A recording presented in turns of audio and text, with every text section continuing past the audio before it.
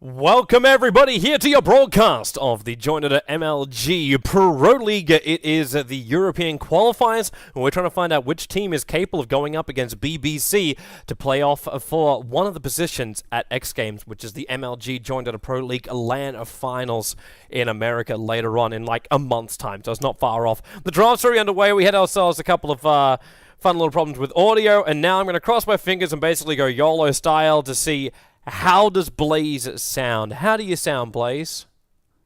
Well, hopefully pretty good. I've got a lot of ideas about this matchup, so I'd like to have them coming in loud and clear. And they are coming in loud and clear. You're good, man. You're good. And Excellent. Quality audio as well. Love it.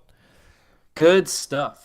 So yeah, I was actually casting 4 Anchors and Sea Captain a little bit earlier, and just the other day, they were pulling out some really cool strats. I mean, it wasn't really hardcore new meta, nothing that's been extensively buffed in 6.4, but just the minor tweak here, like adding a lone druid in their carry position for Matumba Man. You'd never think, like, with what all the different carries that he plays and all the aggression they brings, that'd be really good at just sitting back, farming, and pushing, but really, when they get that Chen online for Boogie, they're able to do so much as far as opening up the map goes. So I'm excited to see their tempo as it comes into Game 1. Yeah, I'm interested to see it too. I haven't cast a 4ASC match in a very long time. The only team which actually was studying up a lot more recently was Alliance. And obviously, it's difficult to really pull anything out of Alliances with their recent games. They did play in the recent ESL competition over the weekend, but as the Alliance guys admitted themselves, they had no preparation, they didn't have any time for the new patch.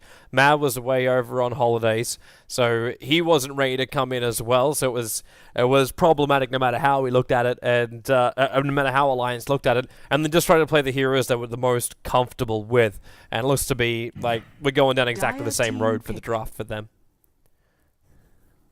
Yeah, for the most part. So with the Admiral Bulldog having the Nature's Prophet in his hands, I did get to witness this morning the Aghanim Scepter and what that brought to the table as far as the whole treant spawning. And it wasn't really microed very well because the player that was playing him wasn't a very experienced Furion player. FY usually plays random supports and not even the micro-intensive ones. So obviously Bulldog, he's much more micro-centric. He's much more looking to capitalize on any kind of creeps that he can summon up, and I actually think that he probably will look for Aghanim Scepter as a core item. Maybe not as his first pickup, but definitely looking at maybe like a third or a fourth. It's really strong. Especially, I noticed this morning. I don't know if it counts as a bug or anything, but if you're up against an illusion hero and you last hit them, it counts as the greater treants. It's 3 times health, 3 times damage, and that's pretty powerful in my mind. It seems almost borderline broken against heroes like Phantom Lancer, maybe a Naga or a TV. So I was discussing this the other day with Wager, in fact, about the whole Nature's Prophet, and it's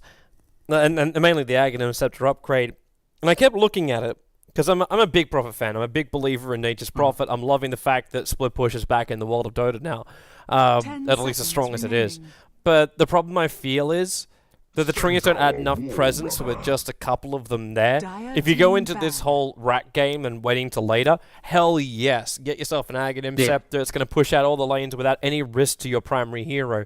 But the problem you have is that if it's not that type of game and you got easy heroes like a Tiny or someone else that can just mop up the treants, you're just ending up feeding more gold and CS over to the enemy team. They've got more money to play with now the fact that the supports have better transition items into the later portion of the game means that, yeah, it's actually worth a hell of a lot more now. So that's the only concern I've got with the Prophet, that if you cannot control the micro, which is difficult to do too, because they summon out of the units you kill, keeping track of all of those and instantly giving them a command is not simple. I don't know if you know of any micro ways, as in like hotkeys, that help with this situation.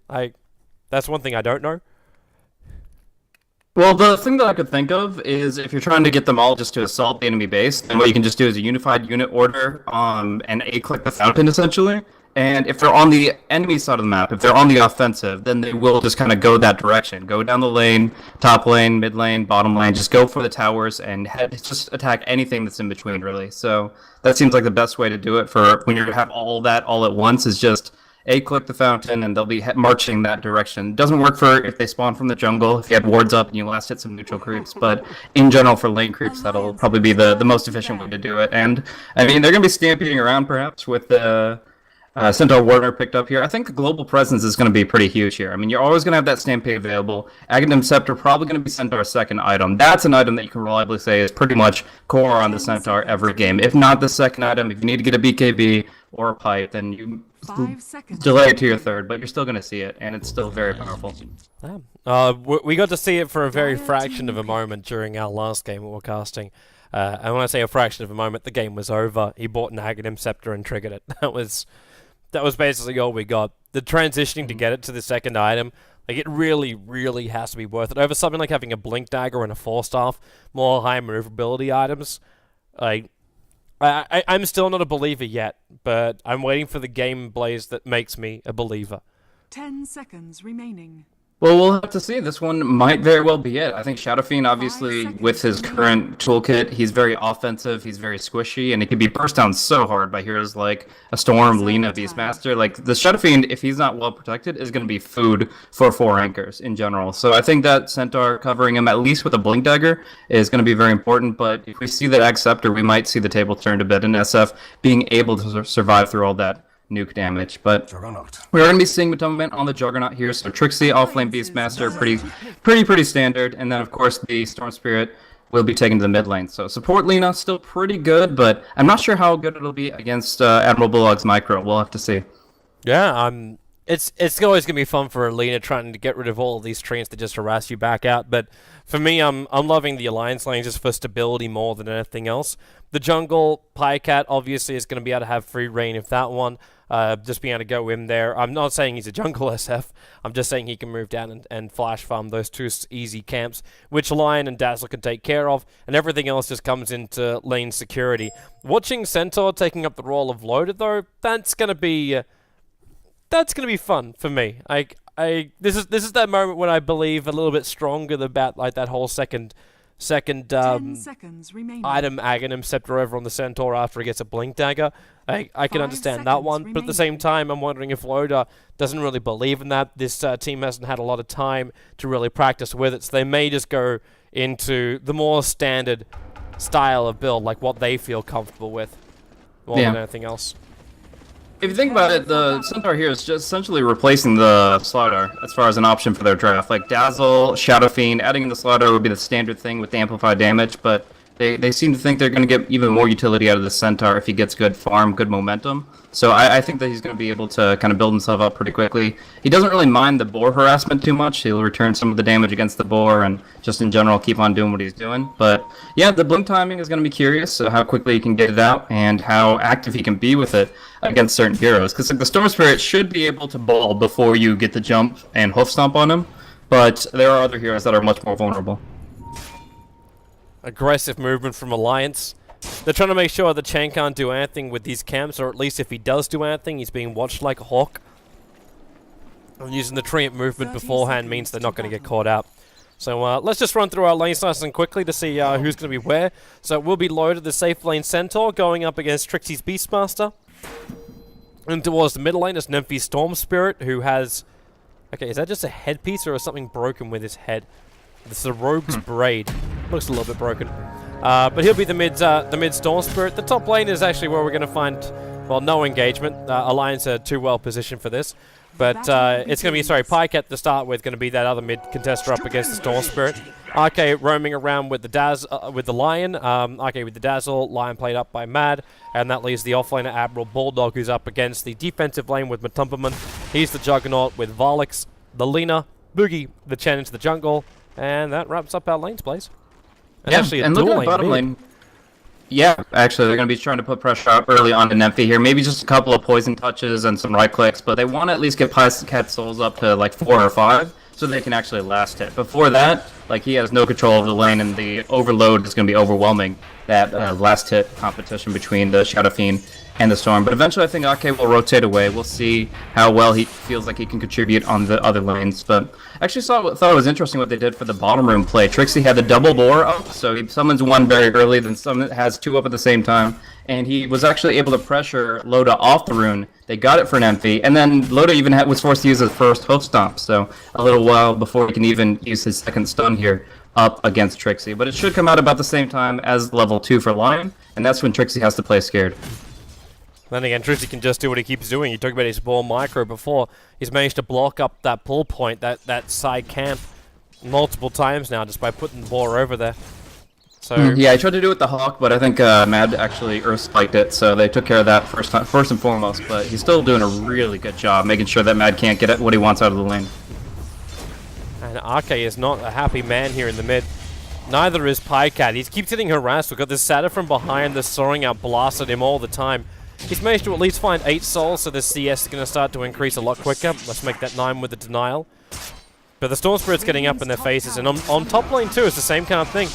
Matubberman as well as Varlix trying to mop up these creep waves as quick as they can and just limit the area that Admiral Bulldog has to use. The downside they have is the fact that Varlix as well as Matubberman are in so deep right now. Once they use the Light Striker raid, there's no more control factors over on Bulldog. And he saw that and instantly just started beating into them. Radiant's top tower is under attack. Yeah. I'm really wondering when Boogie's going to start building up for himself, because for right now he is obviously, like you said, harassing with the Satyr in the mid, but that's out of mana now, and Chen is still sitting barely not even level 2, so he's gotten a stack on the eastern side that may be for Storm, that may be just so he has access to better creeps, but he's not going to have like a Wildling Ripper to AoE that down or anything. He's going to have to wait for the Storm to rotate and get experience off of that, and that's probably where he gets about level 6 for his Hand of God, about like 5 minutes from now, but for now, he'll stack that up, and he'll keep on trying to find creeps that can do things with, and obviously the Dark Troll Summoner on the western side is a good spawn for him, and either one of the Centaur or Hellbear he might still kind of take from that stack and start using elsewhere, but yeah, he's kind of focused on himself a little bit. If you build up your Chen early on, he's actually going to be able to do a lot more with the new Holy Persuasion scaling. Getting to level 3 and level 5 are really good for Chen, and of course, getting to 7 eventually will be really nice for him. So we'll see how many creeps it takes for him to actually feel confident to gank the other lanes. Not 100% certain why 4AS need a pause, but they've asked for one anyway. So if you've just tuned in, I know a lot of people were watching a lot of great Dota, which is on tonight. So if you have just tuned in, let me bring you back up to speed for where we're at. You can check out all the details you want over on joinDOTA.com. All you gotta do is just go to the Leagues tab, and you'll see the big JD MLG Pro League button, which you can hit there. And that'll take you to the current season with the whole rundown, with the North American qualifiers, the Southeast Asian qualifiers, which ended recently. We've already managed to have our first team qualify for the X Games LAN Finals. That's going to be Team Malaysia, who qualified over MVP Hot 6 in a 2-1 best of 3. And we're looking for 3 teams to come out from the European division. So at the moment, there's a battle schedule between NIP as well as Virtus Pro. That game will be happening on the 13th of this month. And the winner of this game will play up against BBC. The winner of those 2 series will end up going directly through to X Games. And the losers drop down to the lower bracket finals. And we'll have that battle out for the final position coming out from the European division. So obviously, you want to take the quick road to the finals. And if you win this best of 3, win 1 more up against BBC, and you're going to America, all expenses paid, thanks to MLG.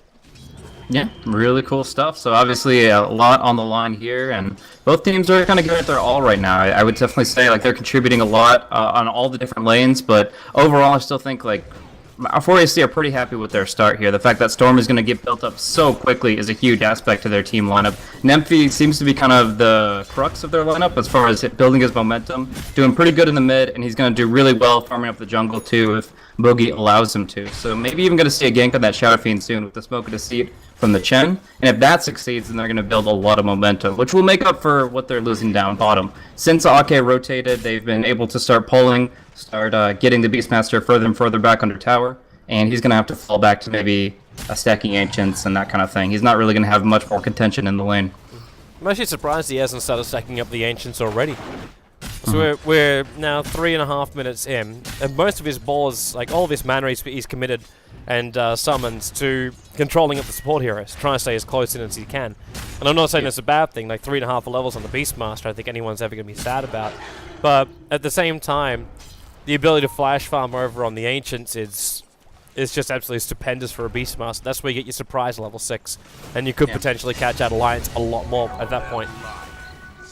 The interesting thing for Trixie's Beastmaster is he always goes for the same skill build, and it doesn't really prioritize wild axes. It's 1-4-1-1, so he gets the max call as far as Hawk and Boar. They're really powerful summons, but he won't really be able to tap into those Ancients until later. So he still stacks them, but it's much more reserved. It's like a 12 to 15 minute timing where he starts farming that. and he just really likes to emphasize the extra vision from the Hawk and the extra slowing and fighting potential with the boar. So it's definitely a different approach, but he's very consistent about it. Always goes that, almost always goes Necronomicon, and just kind of gets this whole zoo army that Alliance has trouble dealing with, perhaps.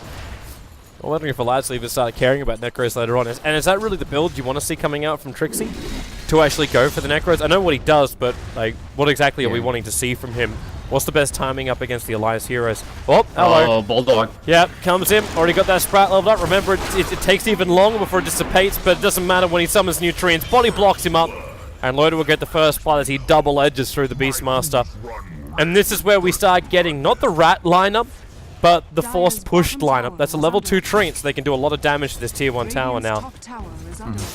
However, up top, we're going to see some pressure come out as well. No Basilius Aura, but they do have the Healing Ward and a big creeps to use it. So they get the Wild Wing Armor Aura, they get the Healing Ward. They should be actually able to push this even faster.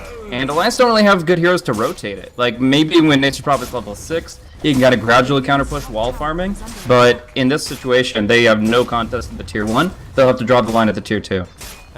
The only choice they really have is like RK Shadow Waving from range, but without his creep wave there, that doesn't do much. But yeah, I don't think Alliance is still too sad about this. It's not a bad start for them. They find their first blood in the offlaner. They know SF is just skyrocketing up in farm. If they can control, okay, Nemphy, when he comes 2 races to the face, if they can control his initial jump, like his initiation, then I think they're okay with it. They know the Juggernaut is powerful. I know Loda's got a crap ton of experience on this hero, but they also know Juggernaut was recently nerfed with his Omni Slash. So there's no more of these stuns that's gonna pierce through the magic community with the first hit. It's a little bit more, yeah, you can freely move, I say freely move, you can slightly more freely move up against the Jugger. Yeah, definitely. Grave TP is a really reliable option now. So, I mean, you have the natural teleport of Nature's Prophet, or you have the TP scrolls from anybody else, and if you have the Shallow Grave, the only people that are going to stop you is if they commit the Roar or have the Storm or Lena coming in. So, yeah, a lot of potential for them to kind of move a lot more on the map and farm a little bit more aggressively against him without reservations. But yeah, interesting thing is that now Trixie is kind of taking the jungle a little bit. He goes with the boars, farms up the dire jungle, since he doesn't feel safe down bottom with the amount of pressure they're amassing. So he's going to kind of build himself up slowly, but in the end, it still seems like it's the Storm that they want to do the most with. Test of Faith home to refill and refuel, and then he's probably going to be looking at the Ancient Stacks. Actually, the Wild Wing's going to find it. So Bogey's just going to kind of do it yourself, farm up to level 6, and Trixie will get a piece of that action too with the experience. Yeah. And this will push him over the... Well, so we actually get him all the way over level 5 when he's splitting it with the Chen. But either way, it's very nice. I'm still very concerned about Nemphy. He took 2 Shadow Razors to the face again and drops down so low, and he's expending so many of his bottle charges just to keep his life up and not to spam out mana, not to spam out these overcharge attacks with the Static Remnant to trigger it all. Like, it's just not happening. So we're now 7 minutes in. The game has been fairly passive for the start of this, but it's what both teams have planned for. It's what both teams are very happy with. But the first team to hit their timing, which still for me is Alliance. Yeah. Because you've got your extra damage across the field. If Lion had level 6 at the moment, which he's leeching off the bottom lane, then for ASC, I don't believe they can actually fight. Any initiations can be countered by the Centaur, and potential burst damage from Wrath of Nature and Finger of Death is going to kill off most of your other heroes. Yeah, and the Blink Tiger timing is awesome for Loda, actually. Just able to move forward. Obviously, he got the first blood, so it certainly helps, but just at this point, having the Blink Dagger at nearly 9 minutes, just really good for the Centaur that also went for the Tranquils. And they're going to put some direct damage into this tower. Dragon Slave or not, they're going to be able to really just bring this thing down very quickly. We're going to see fortifications traded initially, but yeah, I could see right now, like, unless there's a really, really good initiative for ASC. They just don't have the ultis to fight this off. They don't have the Roar, they don't have the Hand of God. They'll try to just slowly counter-push it out, but in the end it's going to be pushing the deny range, and I think they're going to fight for it. Well, I don't think 4SC need to. I think they can, yeah, just play from range, throw out the Slave, throw out the Axes, keep them off the towers. And in the meantime, Tubberman's getting a lot bigger on the top. Nemphy's finding this much-needed farm in the middle because he's trying to keep up with the SF. More importantly, just get to his initiating item. Speaking of that, it looks like Trixie initiated on the bottom lane. The extra stun's there from Mad. And it was loaded with the Stampede and Blink Dagger that caught him off guard. Which is funny because he came directly over the top of that Hawk. don't know if the Hawk was in position in time, but either way, that's another kill against Trixie. Yeah, good find there. Just, I mean, there's such a long range of initiation with the Stampede plus Blink Dagger, and Loda uses it pretty nicely there. Finger of Death now available on the line, so I would not be surprised to see them smoke up with him very shortly. They have Nature's Prophet to teleport in anywhere. They have Mad's Finger, so yeah, they can drop somebody down pretty quickly if they can just find that smoke kill. What type of build are you thinking about for Admiral Bulldog? Are you wanting a fighting kind of build or a pushing kind of build? I mean, I think Orchid would be pretty good. Depends on the Storm build, obviously, but if you can get a Silence out against Storm Spirit, and there's really not that good of a response for 4ASC. They don't have really defensive support so much as offensive ones, and the Hand of God is the only help he's going to get. What about the new Silver Edge?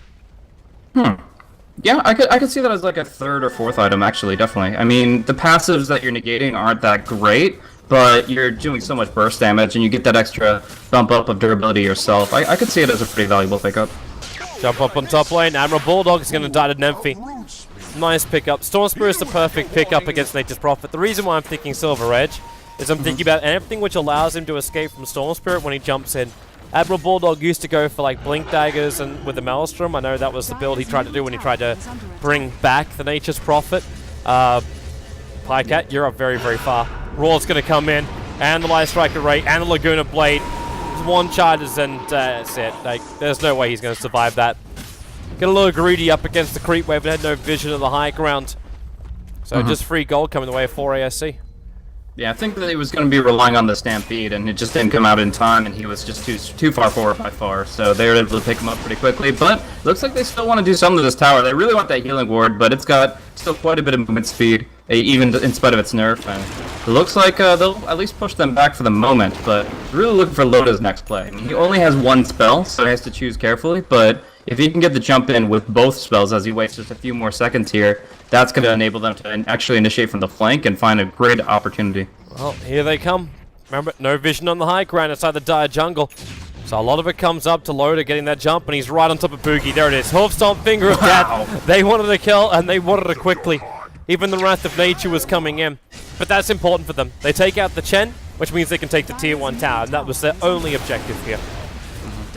And I actually found it interesting that Nymphy's going to be going for an Orchid of his own. I mean, obviously that's been a common item for Storm for a very long time, but more recently we've been seeing items such as the Bloodstone as well as the Yule Scepter actually become much more popular as defensive items for the Storm. But he sees that Admiral Bulldog is building a very fast Orchid, and he's still going to go for one himself. If it gives him kill opportunities against the Dazzle, great, but if he ends up falling as a result of it, he's going to be regretting it. Trixie is actually a little bit of trouble recently. I think that's the reason why Alliance is moving in. They just took out both the Hawks, so there was no way for 4ASC to have like direct vision inside the pit. There's no reason for them to also risk trying to take Roshan. At this point, they wait for it. Battle 4A seeing it more than just a kill on a Chen before they can do it. But actually, it looks like they're pinging out to go to the Tier 2 tower on bottom lane. Don't really have a lot of jump power yet. Mad's really close to that Blink Dagger on the Lion. And once they get that, getting these initial pickoffs is so easy. And with the 4-staff on the Centaur, they can just keep playing the positional game too.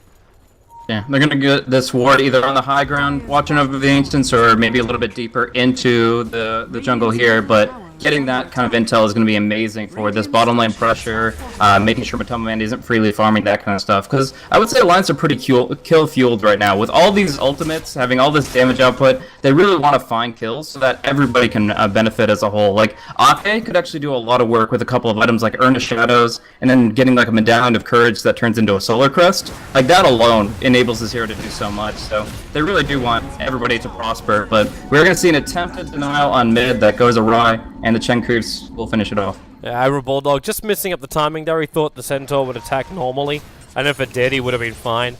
But just nice little stutter in the attack from Boogie. Means that Admiral Bulldog screws it up, and the maximum amount of gold comes the way of 4ASC. Yeah, and we just see on the gold graph, I mean, what was once a 1,500 lead for Alliance does dip down a decent bit here as 4 anchors start to kind of take enemy territory back a little bit. So, I mean, we're seeing Matoma Man build up quickly. The Mask of Madness into Yasha is no surprise here, but just in general, the fact that the Storm's going to be able to pick up his Orchid pretty quick I think that they could start fighting back soon. Like, they've been on the defensive almost this entire game, but I actually think that they're going to be starting to build momentum now for themselves, and it's going to be on Alliance's blink usage to respond to that. Well, here's the time to do it. For ASC, 4-men smoke up with the Chen army. Centaur, Hellbearer, as well as the Alpha Wolf, so they've got the damage they're looking to get. Just on a hell of a lot of control. In fact, they're actually going to go in for Roshan instead.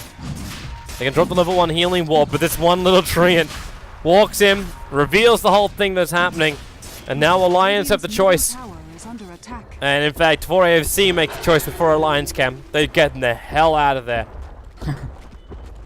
Yeah, I actually thought that they would actually just put Matama Man in the pit and then have 4 people all on the outside, kind of waiting for them to go into the river, kind of waiting for them to engage. And if you have the kind of a concave here, then you'd be able to engage really hard once they go in, just to stop the quote-unquote solo juggernaut, and then you kind of jump in. But in this case, they don't do the play where you go for a 2-man gank. Instead, they're going to be initiated upon. It's a Centaur ulti up. They find Boogie in the tree lines. He had no hand of God. He had nothing else to really get. The finger of death dropping Trixie down. Admiral Bulldog, they've got to get themselves out of these tree lines. Finally, they're able to do so. The tree line was kind of killed off by the summonings. But 4AOC just bailed out. There wasn't enough mana for an Omni Slash, even for the Juggernaut. He just doesn't have anything. And Alliance, this time they will commit and take out Roshan. The Hawk is watching for them.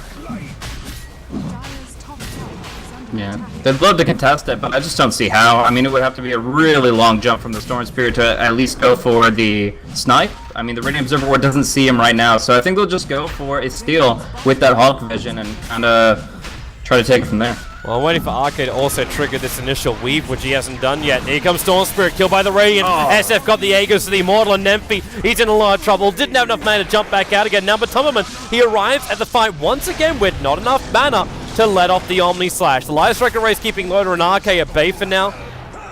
But it also means that Varlix is overextended by doing so they double edge him and attack him down. In fact, they held onto the double edge. Loader was already low enough.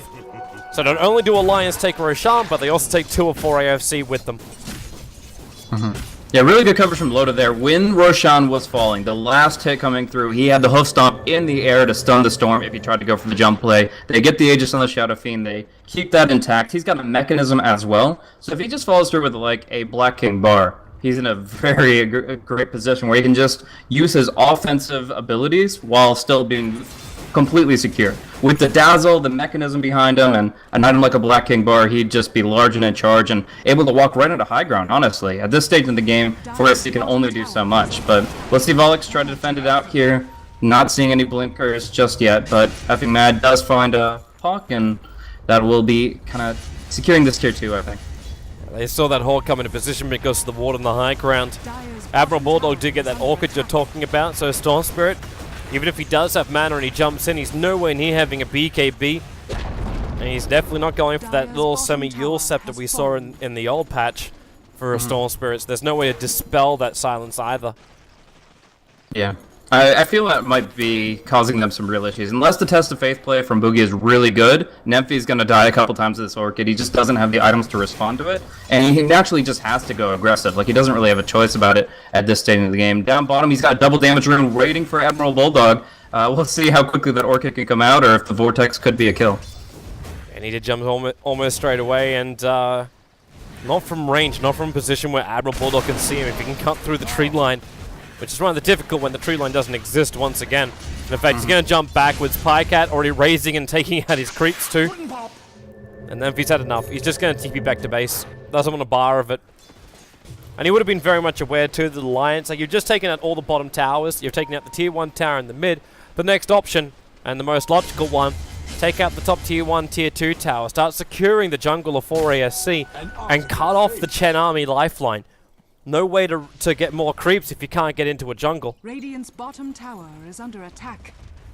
Dire's top Yeah, the tower's going to fall up top pretty easily here. They're just going to continue to amount pressure, and I'm really, honestly, not a big fan of the Orchid here for Nemphy. If he got it faster and he could be working towards his next item, sure, but as it is, with only an Orchid, his life is entirely in the Chen's hands. Either Boogie saves him, or he dies every fight. Yep. There goes the tier 1 tower on bottom, so it's a trade-off, but they're going to lose that tier 2 on top. Pycat and Admiral Bulldog have a nice little army here, but at the same time, they're going to bring in more help. Trixie, fingered down, as well as being double-edged, and it was the damage from the Stampede which ended up killing him, and Storm Spirit jumps in, but he got Hex. The follow-up stun will be there from Mad. They wait the maximum amount of time. No hoof stomp, 1 second off, but they don't even require it. Pyke had already TP'd in, so did Admiral Bulldog. The Wrath of Nature bouncing around, but the rest of 4ASC are able to escape. So this is kind of the moment of truth for Admiral Bulldog's build. He could just go for the kind of more tried and true Necronomicon with the Belt of Strength, or he could be going for that Silver Edge you're talking about. So really just kind of comes down to how much hero kill emphasis he wants over split push and Rat Dota.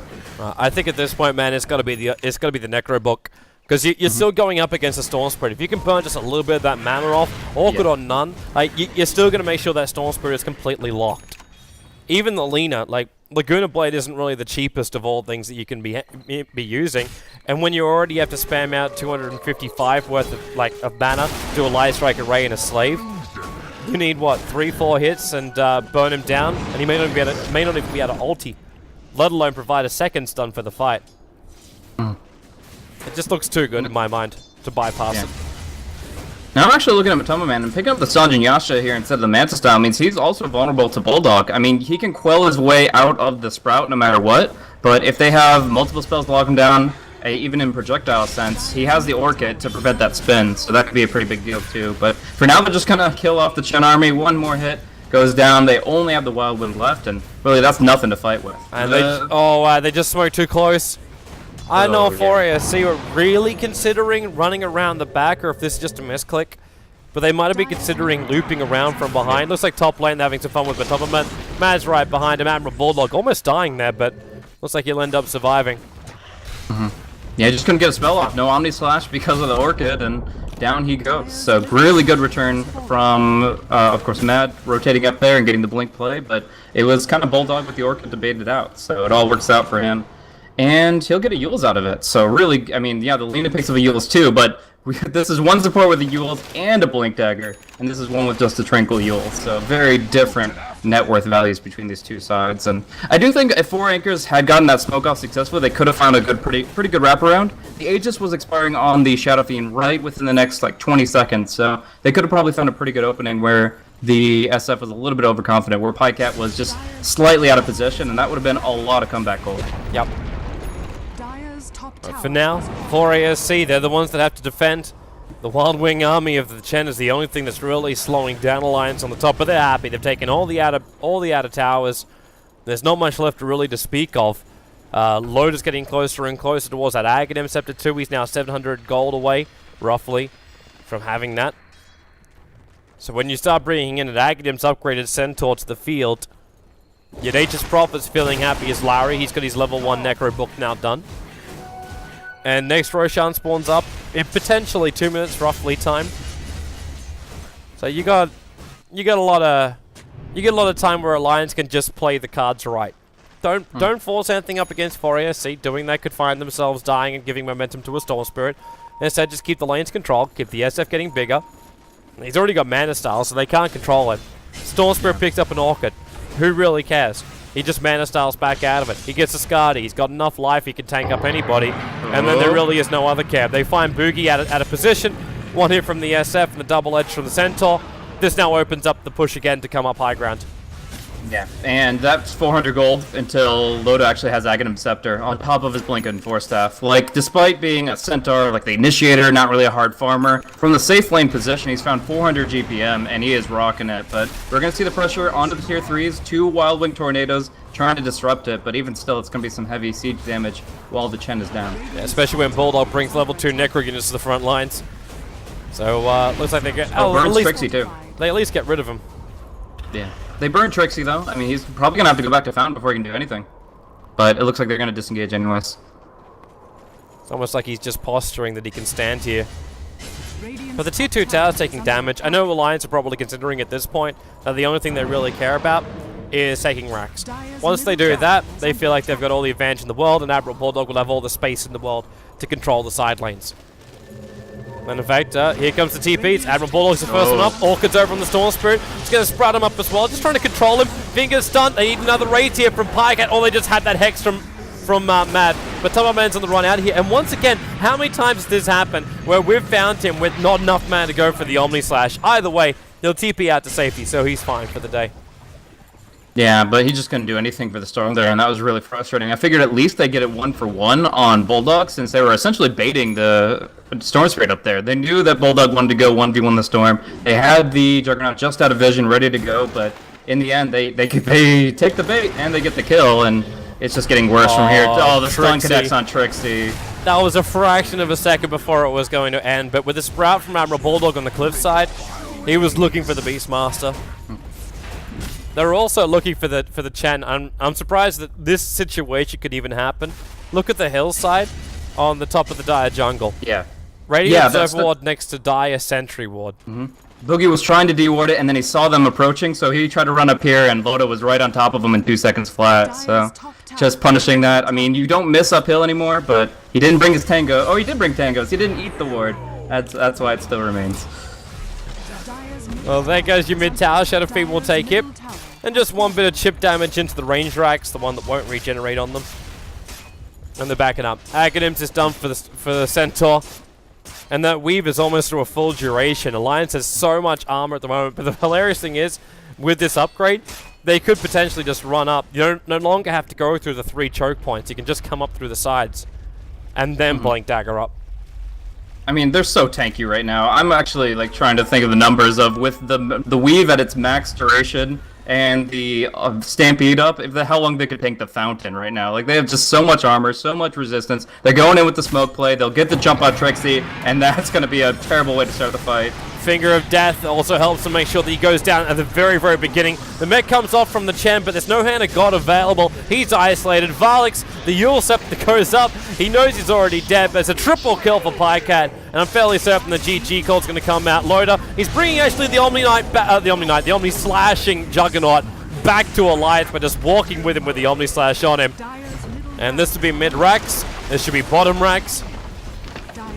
And it should actually be the GG call too. Yeah, I like how Alliance built this game, though. Despite having like the 17,000 net worth advantage, they took a lesson from 6.83, and that's when you have that advantage, build to protect that advantage and give no chance of comeback. With Pycat, he's got Lincoln's Manta mechanism with a Dazzle and Centaur behind him. There's no way they could bring Pycat down. No way they could tap into that 18,000 net worth Pinata. They're trying to have to go for a last ditch, but there's no hope here. Give it one last crack, man. Trixie might get a roar off for a 5 for once. But then in comes Loda. He does get the roar off over on the Centaur, but they're already right on top of him with the raids as well. The Shallow Grave keeping Loda alive. It is a 1-for-1 trade-up, but Man's the only one to die so far. As 4AOC will defend their bottom racks. But the weave, it was... They go back in with Stampede, I think. Yeah, they could. Wrath of Nature's still up too. So they would have had their bonus damage, but nah. Admiral Bulldog's going to use it and just gets the hell out. Like, no, they really do want to kill off buildings. We get ourselves a 27-minute Desolator and a 3rd core item, not to mention the support mech that's there. So one thing that's really interesting to note for 684 is just looking at how valuable killing off the racks are nowadays. Like, if you actually look at the bounty increase, especially on the range racks. Oh, he's coming. Storm Spirit. Not going for the full jump, though. But Aegis Timor's are in the hands of Pycat and Loda. Whoa, whoa, whoa! He jumps up and then stampedes the rest of his team up the hillside. And that's what he was looking for. And they can't catch up to anybody else, and I think that just shows you also the fact you're getting used to this new patch. Valix is in so much trouble with the Desolator effect plus the presence of the Dark Lord. They're going to lose this bottom racks. But yeah, I don't think Elias is really ready for that Aghanim Centaur. Yeah, 4AC, they just don't even know what to do in that situation. Like, it's so good around the Roche Pit in particular, because terrain is the big limitation for that siege or counter siege, but going in there, they've got their everything up, Desolator, they've got their Solar Crest, and that Ags is just so damn good. So, we're going to see 2 lanes go down, and that's going to prompt the GG. That it will. So, game number 1 will get to go the way of Alliance. 4AOC kind of a hard road left to walk if they're going to force us to a 3rd game and get that potential chance to play a best of 3 to get yourself qualified for the MLG joinDOTA Pro League LAN Finals, which is hosted for the first time at X Games. They had CSGO there last time, And this time around, they're like, you know what? Let's bring in some Dota 2. So it should be a fantastic LAN final. Hopefully, if you are going to be in America, you'll end up attending as well. If you haven't got your X Games tickets yet, I believe there are still some available that you can get for the Dota 2 area. It's the VIP stuff for the Dota 2 area, which I believe is available. So yeah, stay tuned. We'll be back after a short break for game number 2.